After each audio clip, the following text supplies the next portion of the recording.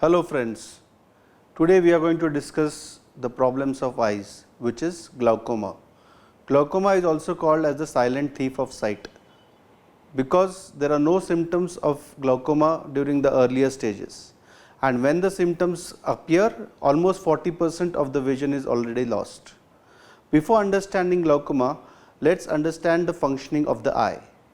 The eye functions like a camera. So in that we have a lens, the cornea, and that projects the light on the retina. The retina converts these light impulses into electrical signals and sends it to the optic nerve. Whenever this optic nerve gets damaged because of the high pressure in the eye, it is called as glaucoma. Now glaucoma has basic two variants. One is a primary open angle glaucoma and a primary angle closure glaucoma. Also there is a third variant which is called as secondary glaucoma, which may be because of trauma or because of some other causes like the development of the eyeball. There are two types of primary glaucomas. One is the open angle glaucoma and the angle closure glaucoma. Also there is secondary glaucoma, which may be because of eye trauma or due to some medications also. Glaucoma generally develops at an age of 40 years and above, but in some children we can have a congenital glaucoma or a developmental phase also. What are the symptoms of glaucoma?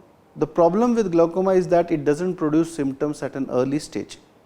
Only symptoms which are produced are like the less vision in contrast being lesser.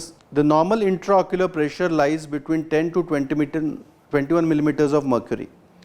Whenever there is a rise in intraocular pressure, this causes a mechanical damage on the optic nerve. Because of the increased eye pressure, there is a compression of the optic nerve. Also there is a second theory of ischemia of the optic nerve, and because of this the optic nerve gets damaged, and that's how your vision gets affected. The symptoms of optic nerve damage is loss of peripheral vision, loss of contrast, and eventually the patient develops a tunnel vision. That means he can only see centrally, the peripheral field of vision is lost. So how do you diagnose glaucoma? Glaucoma is diagnosed by doing some eye test. The first important eye test is checking the eye pressure, which is called as tonometry. Now the eye pressures can be checked by applanation tonometry or by non-contact tonometry. Second important test is called as gonioscopy, in which you check whether the angles are open or closed, because the treatment varies depending on what type of glaucoma the patient has. The third and the most important test for glaucoma is the visual field analysis.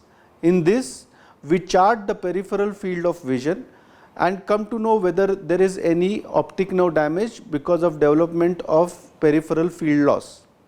Nowadays we also have an OCT scan, which is called as the optical coherence tomography, in which we check the optic nerve and compare the optic nerve with a similar aged person's optic nerve, and if it shows that it is below 95 percentile, then it indicates features of glaucoma. So these are the various tests we do to identify glaucoma. Now what is the treatment of glaucoma? The treatment of glaucoma entails two or three main things. One is the topical drops. We have a good area of drops where we can control the eye pressure.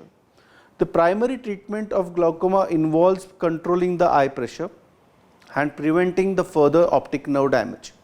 So we have topical drops which not only help in controlling the eye pressure, but also give a neuroprotection. That means it prevents the optic nerve from getting damaged further. Second treatment, as I told you before, is the laser treatment.